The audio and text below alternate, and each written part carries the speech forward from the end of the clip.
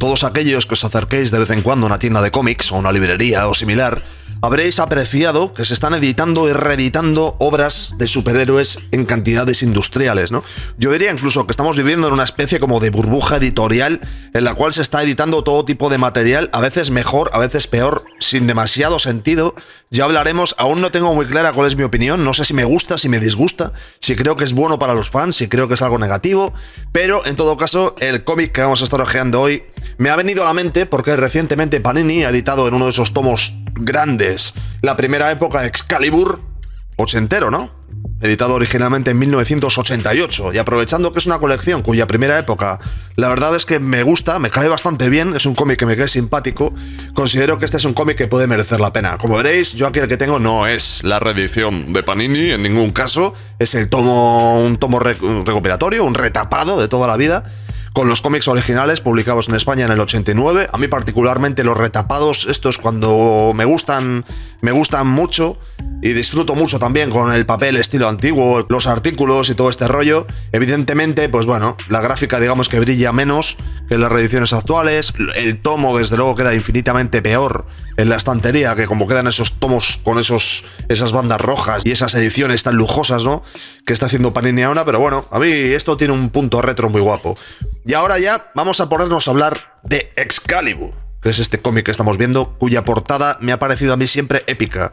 Yo esta portada la vi siendo muy niño, bastante niño, era un crío, y me sigue impresionando. Me parece una portada de superhéroes absolutamente increíble, y esto es gracias a que el dibujante es Alan Davis, que es un dibujante británico que aquí está absolutamente enorme, aquí en Excalibur. Antes de empezar a ojear esta obra, yo creo que lo más interesante sería dar un poquito de contexto. No hay mucho tampoco que contar, pero bueno. Excalibur es una colección que pertenecía a lo que eran las familias de las colecciones de mutantes. En los años 80, las colecciones de los X-Men, todo lo que tenía que ver con los X-Men, Wolverine, etcétera, Lobezno, ya sabéis, en ventas fue increíble. O sea, Marvel desde luego tuvo a los mutantes en primera fila. Y es una década bastante particular para este grupo de superhéroes, porque empieza así la edición de la época, para muchos la mejor de esta colección, la época, muchos la consideran la clásica, ¿no?, de Chris Claremont y John Byrne, que básicamente hacían el guión y las historias más o menos entre los dos, y John Byrne con su estilo increíble, absolutamente increíble, dibujaba las historias. Así es como empiezan los 80. Muchas aventuras, saltos interdimensionales, malvados bombásticos, mucho drama, mucha conversación entre los personajes, y la década termina así. Este cómic me parece que es del 87-88, la caída de los mutantes, con Mark Silvestri dibujando. Entonces, como veréis, hay una diferencia de matiz. Digamos que los 80 fueron confusos, ¿de acuerdo? Y Excalibur aparece justo a finales de los 80. Creo que las primeras historias que se publican son del 87 y la colección regular se lanza en 1988. Y esto es porque Chris Claremont, el guionista de los X-Men, después de haber estado trabajando en los años 80 con los dibujantes que pasaron por ahí, Paul Smith, John Romita Jr., creo que Arthur Adams también pasó por la colección, Rick Leonardi creo que pasó también, me suena que pasó por la colección. Un día echaremos un ojo a la etapa ochentera de los X-Men porque es increíble. El propio Mark Silvestri al final de la década, que hace una época increíble. Se encuentra con Alan Davis, con el cual hace alguna cosa de los nuevos mutantes, algún anual me parece, un par de números de los X-Men, y la cosa es que funciona muy bien como equipo creativo. De hecho, funcionan tan bien que recuerda muchísimo al equipo que hacía con John Byrne. Entonces, yo creo que le estuvieron comiendo la cabeza a Alan Davis, y el propio Alan Davis no debía estar muy convencido con empezar a trabajar con los X-Men. Así que directamente lanzaron una colección, que es esta Excalibur que estáis viendo, que básicamente es como un término medio entre lo que Alan Davis quería hacer y lo que Chris Claremont quería hacer. Y el cómic que sale de aquí es muy particular. Lo primero, porque como se entiende por el nombre Excalibur, que tiene este rollo como británico, el grupo, en lugar de ser el típico grupo que está en Estados Unidos, en un lugar de estos míticos de los superhéroes, en este caso es británico. Es un grupo que se mueve en UK, se mueve ahí en el Reino Unido, y ahí es donde están más o menos sus aventuras. Luego, por otra parte, a veces se hace referencia a la cultura y el folclore británicos, y además, que eso es para mí lo más interesante sin duda, los argumentos tienden a ser una mezcla entre la Patrulla X de los años 80, de los primeros años 80. Digo Patrulla X porque en España era la Patrulla X, los X-Men, los Hombres X. Entre el tipo de argumentos locos, aventureros, muy inocentes también, que tenía la primera época, de los 80 de los X-Men, con un cómic que hizo Alan Davis, el Capitán Britannia, con Alan Moore, el gran Alan Moore, grandísimo Alan Moore, en el cual pues lo que hacía era como una especie como de cómic de superhéroes tirando a surrealista, con menciones a Lewis Carroll, por ejemplo, rollo Alicia en el País de las Maravillas, que de hecho salen por aquí también en este cómic, me parece, esos personajes que habían creado en esa etapa. Y es un cómic que digamos que tenía un rollo de superhéroes británico muy potente. Y aquí, directamente, en esta obra, en Excalibur, mezclaron ambos estilos y les quedó, por lo menos la primera época del cómic, muy bien, les quedó increíble. De hecho, para mí es que ya os digo, es lo más cercano a los X-Men de John Byrne y Chris Claremont que se ha hecho nunca.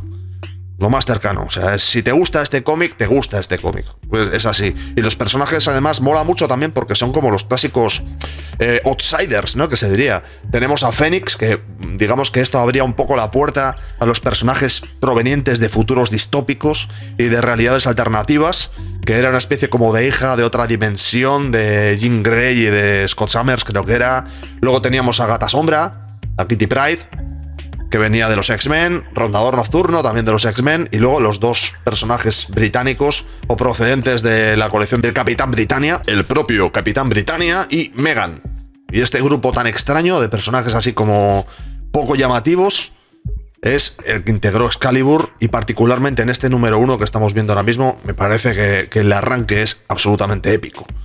Aparecen estos personajes que ya nos empiezan a dar muchas pistas de cuál va a ser el tono de la colección, que son los lobos de guerra, me imagino que serán los werewolves, ¿no? Que son como una especie como de amenaza extradimensional, son una especie como de, ¿cómo decirlo?, de mercenarios interdimensionales que venían para raptar a Fénix, me parece que era, y esto ya es como un primer golpe que nos pega la colección en el sentido de vuelven las aventuras de mutantes locas, vuelven los saltos de dimensiones, vuelven los personajes de otros planetas, vuelve el sentido del humor gratuito, el peligro, el misterio, los cliffhangers absolutamente desparramantes, vuelve el drama. Aquí vuelve a tener ese rollo de la Patrulla X, de los X-Men, del culebrón, personajes que están constantemente flirteando. Conspiraciones de unos a las espaldas de los otros, que era una cosa que se daba mucho en la primera época de Chris Claremont, y después progresivamente fue cambiando a medida que fueron avanzando los 80 y los 90, porque los X-Men se fueron adaptando más a los tiempos. Si los tiempos pedían más acción, estética punk y sobre todo peleas, los X-Men daban eso. Si sabes a lo que me refiero, ¿no? Y digamos que esta encarnación de los X-Men se volvió tan urbana, por así decirlo, que estos Excalibur realmente recordaban más a la Patrulla X de la generación anterior, ¿no? Y ya os digo, en esta primera etapa es que es espectacular. Mirad estas viñetas, además es que Alan Davis dibuja, es que se sale. Mirad estas viñetas en las cuales, a ver, los lobos de guerra, esos mercenarios interdimensionales a los que me refería antes, son una especie como de entes que se apoderan de seres humanos, ¿no? O sea, más o menos para entendernos, vacían de contenido nuestras pieles y las ocupan como un disfraz. Que como suena dramático, ¿verdad? Pues así es.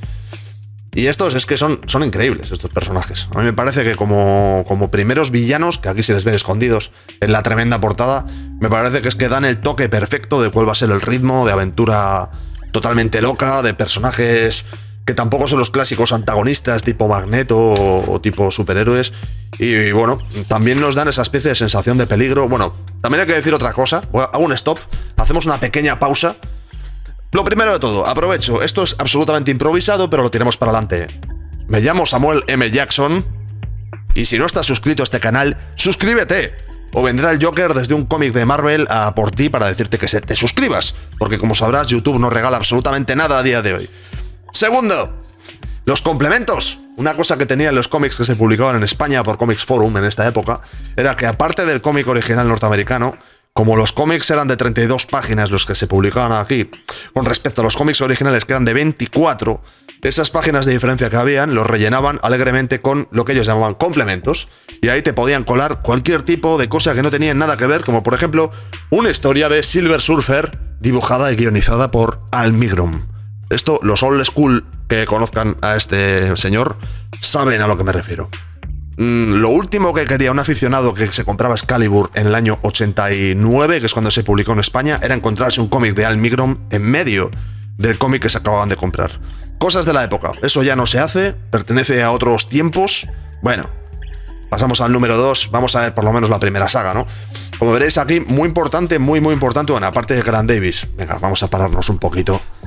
Aparte de que Alan Davis es magnífico, es un dibujante de superhéroes de un punto clásico increíble. Para mi gusto está casi al nivel de John Byrne, ¿eh? No me extraña que Chris Claremont quisiera ficharle para los X-Men, porque es que realmente daba el nivel perfectamente. Un nivel narrativa, dibujo limpio, un rollo, mucha personalidad.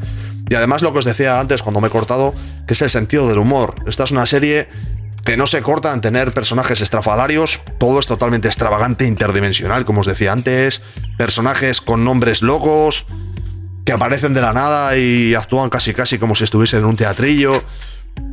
Y dentro de ese clima es donde nos encontramos la aventura, ¿no? En este caso esta página también épica. Los lobos de guerra. Directamente, pues como siempre, raptando un personaje del grupo y se va como, en fin, a los metros de Londres a esconderse entre los túneles, ¿no? Como decíamos, es una aventura muy british. Y ya os digo, es un cómic potente. Un cómic muy potente. Además, mirad la estructura de página que tiene. Tiene esta estructura ochentera de viñetas pequeñas, mucho diálogo, mucho pensamiento.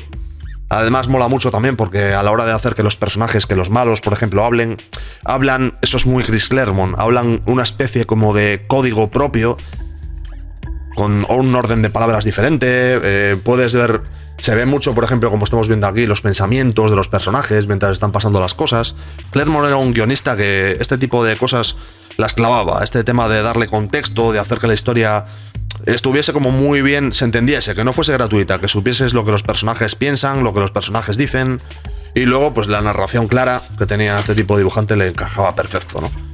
¿Qué queréis, chavales? O sea, una aventura en el metro de Londres, con personajes que se apoderan de los cuerpos de los buenos, que vienen de otra dimensión, que finalmente vamos a tener una pelea absolutamente surrealista. En verdad, la típica pelea que es lo contrario a las peleas de los 90, una pelea que va a ser cachondeo. Lógicamente los buenos ganan. Y bueno, finalmente lo que nos encontraremos será que encierran a los malos y, bueno, el próximo día de mudanza. Y a partir de aquí, pues bueno, lo que nos encontraremos serán pues las aventuras muy X-Men, una vez más, de cómo el grupo pues va conociéndose, las dinámicas que se generan entre los personajes, quiénes se llevan bien, quiénes se llevan mal, quiénes se atraen, quiénes no se gustan, quiénes, vale, todo lo que viene a ser ese rollo de convivencia, que es algo que ya vivimos en los X-Men en esta época dorada de Byrne y Claremont, a dolor. Entonces esto ya nos suena. Para todo el que le guste esa época clásica de los mutantes, antes de que la cosa se complicase con dibujantes que hacían páginas dobles y acción y disparos y grupos con personajes que no es fácil reconocer y cyborgs y futuros distópicos y todo este rollo, este cómic pertenece a la época anterior, la generación que muchos consideran la generación dorada de los cómics Marvel, y merece la pena, merece mucho la pena. La primera época de Excalibur, el síntesis que tiene de guión y dibujo merece muchísimo la pena. Para todo fan Marvel es un producto totalmente recomendable. Desde luego, si tenéis la oportunidad de leerlo, el tomo que acaba de reeditar Panini, los cómics antiguos, la forma que sea, echadle un ojo porque si os gustan estos cómics os va a gustar. Y como siempre, si os ha gustado, si no os ha gustado, si queréis hablar de este tipo de cómics en un futuro, si se os ocurre otro tipo de cómic del cual podamos hablar, si me he dejado cosas por decir, que me he dejado 1000, porque la trayectoria de los autores de este cómic es larguísima, lo que sea, ponedmelo en comentarios, suscribíos, que ya sabéis que YouTube me tiene a pan y agua. Y nada, volvemos en un futuro con más cómics, lo que no sé si serán tan aventureros como este, pero lo que sí puedo garantizar es que serán cómics. Amigos, nos vemos pronto, pasadlo bien. Un abrazo.